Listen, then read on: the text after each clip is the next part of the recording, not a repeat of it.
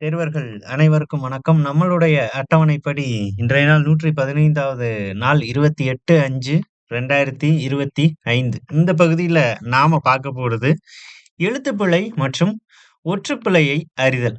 ஆ பொதுவாவே சொல்லணும் அப்டின்னா, இப்ப இருக்கக்கூடிய தலைமுறைக்கு தமிழ் வாசிக்கவே தெரியல அப்டின்ற ஒரு கவலை எல்லார்கிட்டயும் இருக்கு இல்லையா?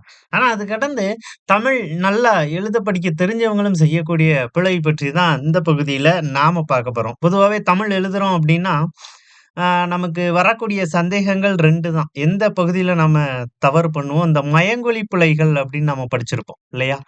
லகரம், லகர மாற்றங்கள் இந்த இடத்துல தப்பு பண்ணுவோம். லகர மாற்றங்கள் எந்த இடத்துல எந்த பயன்படுத்தணும் அப்டின்ற ஒரு புரிதல். அப்புறம் நகரம் 3வது ரகரம். சரிங்களா? அப்ப இது எல்லாத்தையுமே எழுத்து பிழையில வச்சுக்கலாம். அது கடந்து ஒற்றுப்பிழை. தேவையற்ற இடத்துல ஒரு அழுத்தம் குடுக்கிறதுக்காண்டி ஒரு ஒற்று அப்படின்ற ஒரு எழுத்த நான் பயன்படுத்துதேன். ஒற்று அப்படின்றது என்னது நமக்கு? மெய்யெழுத்து அப்படின்னு வச்சுக்கலாம். சரிங்களா? எடுத்துக்காட்டுக்கு நம்ம நெறைய பார்த்திருக்கிறோம் இல்லையா? வாழ்த்துகள் தான். நாம நெறைய நேரங்கள்ல வாழ்த்துக்கள் அப்படின்னு இக்கையும் சேர்த்து தான் சொல்லுவோம். ஆனா என்னன்னா, அந்த வாழ்த்துக்கள் அப்படின்னு சொல்லும்போது தான் என்ன நமக்கு ஒரு முழுமை கிடைக்குது அப்படின்றது தான் அதுல இருக்கக்கூடிய விஷயம். ஆனா, விதிப்படி நாம வாழ்த்துக்கள் அந்த இடத்துல ஒற்றானது பயன்படுத்தக் கூடாது அப்படின்றது தான். சரிங்களா? அந்த வகையில இன்னைக்கு என்ன சொல்லியிருக்கிறாங்க அப்படின்றத பார்க்கலாம். இந்த பிழைகளுக்கு கீழ நமக்கு கொடுத்திருக்கக்கூடிய எடுத்துக்காட்டு பகுதிகளையும் பார்த்துடலாம். சரிங்களா? முதல்ல என்ன சொல்றாங்க, எழுத்துப்பிழை என்பது ஒரு மொழியில் எழுதும்போது எழுத்தியல் விதிகளை மீறி ஏற்படும் தவறாகும் அப்படின்னு சொல்றாங்க. அப்ப தவறு அப்படின்றது என்னது? ஒரு புரிதல் இல்லாம நாம பண்ணக்கூடியது தான். ஆனா அது எது கடந்து வரும்? எழுத்தியல் விதிகளை மீறி அப்படின்னு சொல்றாங்க. இது பொதுவாக எழுத்துப் பிழைகள், வரியாற்றல் பிழைகள். வரியாற்றல்னா, ஆற்றுதல் அப்படின்னு சொல்லுவாங்கல்ல. வரி அமைப்பு அப்படின்ற ஒரு அர்த்தத்துல குடுத்திருக்கிறாங்க. இடைவேளை குறியீடு பிழைகள் மற்றும் புணர்ச்சி பிழைகள். புணர்ச்சி அப்படின்றதுல முக்கியமானது என்னது? அந்த ஒற்று உருவாக்கம். சரியா? அத எடுத்துக்கலாம். அது கடந்து அதுல நாம பயன்படுத்தக்கூடிய குறியீடுகள். அரைப்புள்ளி, காற்புள்ளி படிச்சிருக்கிறோம் இல்லையா? ஒரு கேள்விக்குறி, ஆச்சரியக்குறி இது எல்லாத்தையுமே நான் எந்த இடத்துல பயன்படுத்தினா சரி அப்படின்ற ஒரு புரிதலை ஏற்படுத்தக்கூடிய ஒரு பகுதியாவும் இது நமக்கு இருக்கப் போகுது. ஒலிப்பாய்ச்சல் காரணமாக எழுத்துக்கள் தவறாக எழுதப்படுவதால் இத்தகைய பிழைகள் ஏற்படுகிறது. நிறைய நேரங்கள்ல இந்த மயங்கொலி பிழைய பொறுத்தமட்டுக்கும் அறிவார்த்தமா நாம என்ன பண்ணுவோம், அந்த வார்த்தைய சொல்லி பார்ப்போம். சரியா? அப்ப சொல்லி பார்க்கும்போது எந்த லகரம் ரொம்ப பொருந்தி வருதோ அந்த லகரத்த நாம தேர்ந்தெடுத்துருவோம். ஆனா பிரச்சனை என்ன? அதுல முக்கியமான விஷயம் என்னன்னா, நாம சொல்லி பார்க்கும்போது கூட அந்த லகரத்த நாம சரியான முறையில உச்சரிக்கிறது இல்ல அப்படின்றது. அதனால தான் லகர உச்சரிப்பு அப்படின்றது எப்படி இருக்கணும் அப்படின்றத தனி பகுதியா நம்ம பார்த்தோம். இல்லையா? நாவின் இரு ஓரமும் தடித்து அப்படின்னு தான் லகரத்துக்கு எல்லாத்துக்குமே ஆரம்பிச்சிருப்பாங்க. நடு நடு அன்னத்தை வருடுவதால், தொடுவதால் அப்படின்னு வார்த்தைகள் மாறுபாடு இருக்கும். இல்லையா? அப்ப அது பத்தின புரிதல் நமக்கு தெளிவுபட தேவை. இந்த பகுதியில நாம என்ன பார்க்க போறோம் பயிற்சி பகுதி அப்படின்னு பார்த்தீங்கன்னா, பிழை அதற்குரிய திருத்தம். சரியா? அப்ப வழக்கு மொழியில பார்த்தீங்க அப்படின்னா, நாம சொல்லும்போது நெறைய வார்த்தை மறைஞ்சு போயிடுது. இல்லையா? ஒரு பேருந்து நிலையத்துல எடுத்துக்கிட்டாலும் கன்னியாகுமரி அப்படின்ற ஒரு பேர கன்னியாமரி அப்படின்றதும். டக்குன்னு சொல்லும்போது கண்டக்டரே கன்னியாகுமரி அப்படின்ருவாரு. அப்ப அதுல பார்த்தீங்கன்னா, ஒரு 3, 4 எழுத்து மறைஞ்சிடுது. காலப்போக்குல பார்த்தீங்கன்னா, இப்படி நெறைய வார்த்தைகள் மிகப்பெரிய அளவுல மாறுபாட்டையே அடைஞ்சிருச்சு. அப்ப அதனுடைய உண்மையான அந்த அமைப்பு தான் என்ன? ஏன் அந்த உண்மையான அமைப்ப நான் தெரிஞ்சுக்கணும் அப்படின்னா, அந்த உண்மையான அமைப்பு தெரிஞ்சா தான் அந்த வார்த்தைய நான் பிரிக்க முடியும். பிரிச்சா தான் அதுக்குள்ள இவ்வளோ அர்த்தம் இருக்கா அப்படின்னு நான் தெரிஞ்சுக்க முடியும். தமிழ்ல இத்தன வார்த்தைகள் இருக்கு அப்படின்ற ஒரு புரிதல் நம்ம எல்லாத்துக்குமே வரும். சரியா? அப்ப அதனால தான் அந்த பிழை இல்லாம நாம படிக்கக்கூடிய ஒரு சூழல நாம அடுத்தடுத்த தலைமுறைக்கு உருவாக்கி தரணும் அப்படின்றது அந்த வகையில இன்னைக்கு குடுத்திருக்கக்கூடிய ஒரு சில பயிற்சிகள் மட்டும். இந்த பயிற்சி அப்படின்றது அடையாளம் தான். சரியா? இது மனப்பாட பகுதியே கிடையாது. நிச்சயமா. இப்ப நம்ம வழக்கு மொழியில என்னென்ன தவறுகள்லாம் பண்றோமோ, அதற்குண்டான வார்த்தைகளுக்கான ஒரு எடுத்துக்காட்டா தான் இந்த பகுதி நமக்கு இருக்கே தவிர, நாம வழக்கு மொழியிலே தினமும் பயன்படுத்தக்கூடிய வார்த்தைகள்லயே சரியான வார்த்தை பற்றிய ஒரு புரிதல நம்ம வளர்த்துக்கணும் அப்படின்றத நமக்குள்ள விதைக்கிறதுக்காக தான் இந்த ஒரு பகுதி. சரியா? என்ன சொல்றாங்க? அடமானம் அப்படின்னு சொல்றாங்க. அடமானத்த சரியான முறையில எப்படி நாம உச்சரிக்கணும்? அடைமானம் அப்படின்றது தான் இல்லையா? இமயமலை அப்படின்னு சொல்றாங்க. அப்ப அந்த இடத்துல ஒரு ஐகாரம் வந்துருது. அது அதனுடைய பெயர் இல்ல இல்லையா? இமயமலை அப்படின்றது தான். மேரு அப்படின்னு சொல்லுவாங்க. தட்சிண மேரு அப்படின்னு நம்மளுடைய பாடப்பகுதிகள்ல இமயமலைய குறிப்பிடுறாங்க. உசிறு அப்படின்னு சொல்லுவாங்க இல்லையா? அதுக்கு சரியான வார்த்தை என்னது? உயிர். உடைமை அப்படின்றது உடைமை. என் உடையது அப்படின்ற அந்த உரிமை இல்லையா? உடைமை. ஊர்ணி அப்படின்னு சொல்லுவாங்க. அது என்னது? ஊருணி. எண்ணெய் அப்படின்னு சொல்றது என்னது? எண்ணெய். எளக்காரம் அப்படின்றத இலக்காரம். ஒத்தடம், ஒற்றடம், கடகால், கடைக்கால், வாய்க்கா அப்படின்னு சொல்லுவாங்க. அது சரியான வார்த்தை என்னது? வாய்க்கால் அப்படின்றது தான். கடப்பாரை அப்படின்றது என்னது? கடப்பாரை. அப்ப இந்த ரைய கூட நம்ம வழக்கு மொழியில முழுமையா உச்சரிக்கிறது இல்ல. தான். கடப்பாரை அவ்வளவுதான். கத்திரியோல் அப்படின்னு சொல்லுவாங்க. கத்தரிக்கோல். கருவேப்பில, கறி வேப்பிலை. கலப்பு, களைப்பு. அப்ப லகர மாற்றத்தையும் படிச்சு வச்சுக்கணும். சரியா? இப்ப இதிலேயே பாருங்க அந்த பகுதி கலை அப்படின்றது என்னது? ஒரு டயர்ட்னஸ் அத குறிக்கும். இல்லையா? இதே இந்த கலை லகரம் போட்டோம்னா என்னது? ஆர்ட். சரியா? கலை அப்படின்னு சொல்லுவாங்க. இதே சிறப்பு லகரம் போட்டோம்னா கலை, கலை கரும்பு அப்படின்னு படிச்சிருப்போம். இல்லையா? அந்த மாதிரியான அர்த்தத்த குறிக்கக்கூடியது. குடக்கூழி, குடிக்கூழி, சந்தனம், சந்தனம். சிகப்பு இல்லையா? சிவப்பு. இது நெறைய தடவ நமக்கு கேட்கப்பட்டிருக்கக்கூடிய கேள்வியா இருக்குது. சிலவு, செலவு, சுவத்தில், சுவரில், தலகாணி, தலையணை, தாவாரம், தாழ்வாரம், தொகையல், துவையல், பாவக்கா, பாகற்காய். எப்படி நம்ம இத பிரிப்போம்? பாகு அல்லாத காய். அப்ப பாகு கூட்டல் அல் கூட்டல் காய் அப்படின்னு இலக்கண பகுதியில பிரிச்சு படிச்சிருப்போம். இல்லையா? ஞாபகம் வச்சுக்கணும். அருவாமனை, அரிவாள் மனை. கசப்பு காய் அப்படின்னு சொல்லல. ஆங்கிலம் மாரி நேரடியா பிட்டர் கார்ட் அப்படின்னு சொல்லியிருக்கலாம் இல்லையா? கசப்பு அதிகமா இருக்கிறதுனால. ஆனா அதக் கூட பழிக்கக் கூடாதுன்னு தமிழ்ல என்ன சொன்னாங்க? பாகுன்னா என்னது? இனிப்பு. பாகு அல்லாத காய் அப்படின்னு சொன்னாங்க. அதான் தமிழ் மொழியினுடைய அழகியல் அப்படின்னு இங்க சொல்லப்படுது. அமக்களம் அப்படின்றது அமர்க்களம். இரும்பல், இருமல், எரச்சி, இறைச்சி.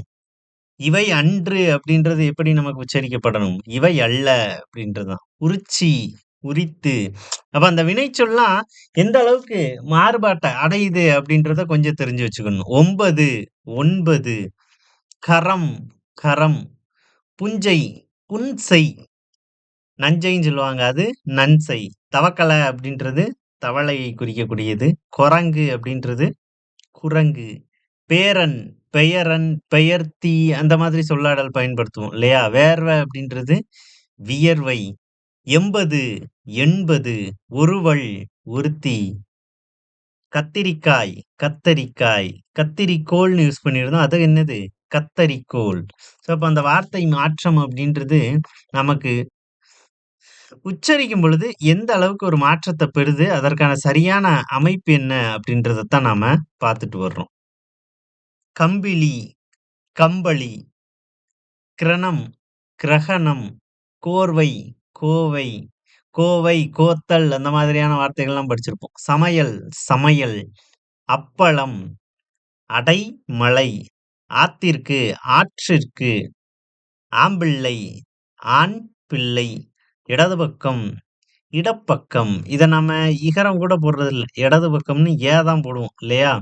இடதுகை, இடக்கை, இளநீ, இளநீர். இடைபோடு, எடைபோடு, இத்துப்போதல், இற்றுப்போதல், உலந்து, உலர்ந்து, கவுளி, கவளி, கட்டிடம், கட்டடம், ரேகம், தேகம், தொடப்பம், துடைப்பம், நாத்தம், நாற்றம், நேத்து, நேற்று. அப்ப நெறைய வார்த்தையில பாருங்க, தகரத்துக்கு பதிலா நமக்கு எதுதான் மாறுது? ரகரம் அப்படின்றது மாறுது.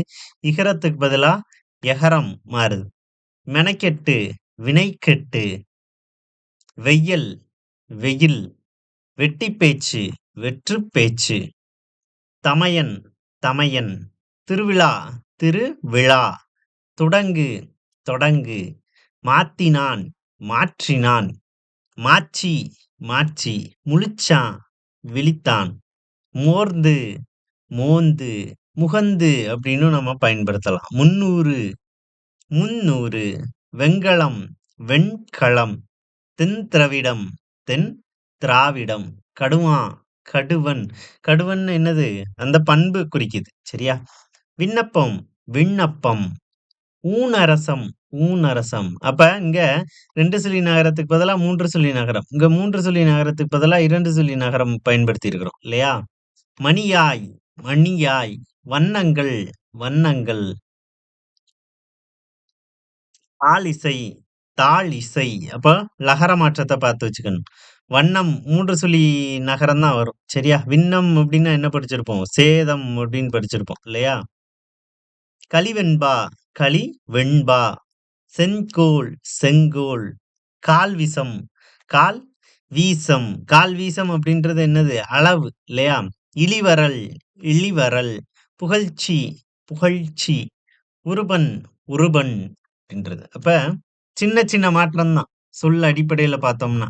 ஸோ அந்த வார்த்தை எந்த அளவுக்கு மாறுபடுது, அந்த மாறுபடுற வார்த்தைய நீங்க உச்சரிக்கிறீங்கல்ல, கேட்கும்போது அது ஒண்ணு போல தெரிஞ்சாலும், நீங்க உச்சரிக்கும்போது உள்ளார்ந்து ஒரு மாற்றம் குடுக்குறீங்க இல்லையா?